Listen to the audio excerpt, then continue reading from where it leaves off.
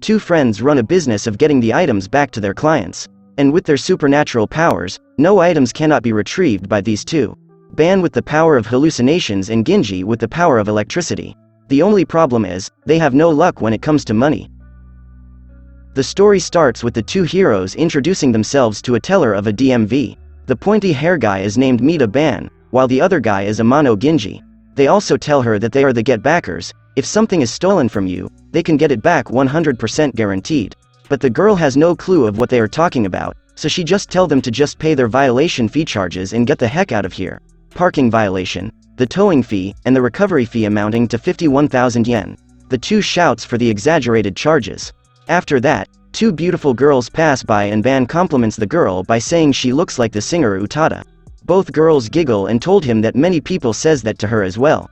Then Ban has a great idea. Why don't they all go to a burger restaurant, and have the girls treat them with a cheeseburger and chicken nuggets? Immediately Ban got punch after that. He got mad with him shouting at them the two aren't cute at all, and they're just faking to be students.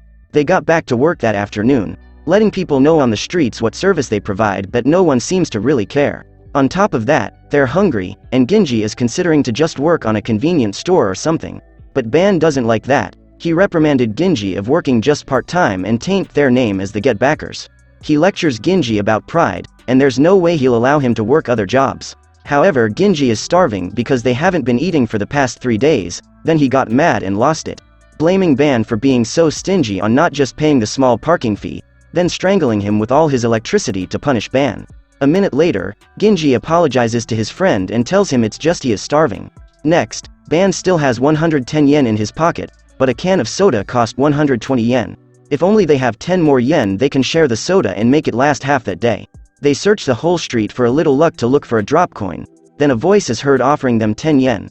The two immediately runs to it only to find out it's from a little kid. The boy tells them he just saw their sign and he would like to hire them for 10 yen. He says his Final Fantasy game has been stolen and wants to get it back. Ban intimidates the kid that they are expensive, and there's no way in hell they will do it for just 10 yen. The kid asks them again if they will do it or not.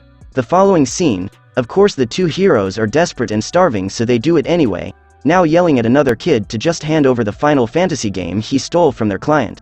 People around them are staring, saying youths nowadays bullies smaller children. Then the brute dad came, and give the two a lesson for not to yell at kids with a giant dad. After that, the two heroes got beaten very badly, but at the bright side they retrieved the game. They got paid for it, and still Ban is pissed off. But a soda is not enough and the two friends are now looking like zombies from malnutrition. Ginji wonders why is there a lot of flies around them. It's because they think we're dead, that's why, said Ban. A miracle happened when an old man approaches them and offers them food. He says it's leftovers given to him and the two eat it right away of the man's hand. Later at his place, the two fight for their lives to see more leftover foods inside. The three laughs after the feast is over, adding Ginji as thanking the stranger for this wonderful meal. Then the candle runs out, and the old man says he's gonna fetch another one. No need, Ginji says, and then he concentrates his energy into a fluorescent light. Next, the light shines bright and the old man is in shock of how he can do such a thing. Ban says don't worry about it, it's just his natural talent. The next morning, the two heroes are fighting since they provided their service with just merely 100 yen. Then a beautiful young woman named Heaven greets them and it seems that she is acquainted with the two boys. Next they all go to a cafeteria, where a girl named Natsumi greeted the two. Ginji has a crush on the cute girl, and Ban reprimanded him for getting aggressive towards her. The shopkeeper named Juan asked them if they are there to pay their tabs. Ban answers he doesn't have any money yet. Then Heaven calls them so that they could meet the client. The woman named Kanue introduces herself as the innkeeper.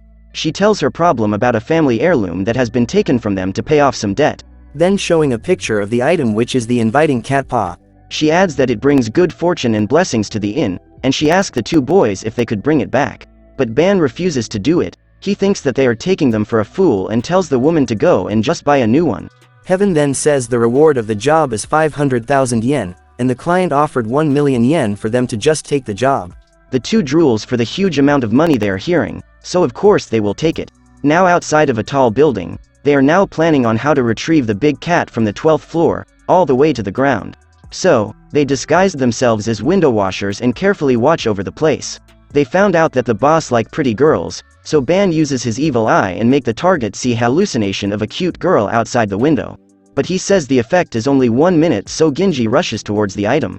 Unfortunately, the fella slips from a banana peel on the floor. Next thing he knows is that he accidentally cracks open the mouth of the big cat. The two is terrified, but they still need to get out of there with that thing. Ginji tries hard to get it out to the window, but it doesn't fit. Until he accidentally broke the ear of the cat, and the other ear as well. The two idiots continued to argue, but the time is up, the hallucination is gone and the president notices them stealing his cat. Ban says, "Did you have a nice dream?" Next is that the two heroes are being chased after, from a mob of company securities. Too bad Ginji can't use his electric powers to them because he can only use it twice a day to just a few people. After the chaos, the two boys seems to safely manage to get back at the cafeteria. Looking now at the item, Juan says it looks like a big ugly Doraemon.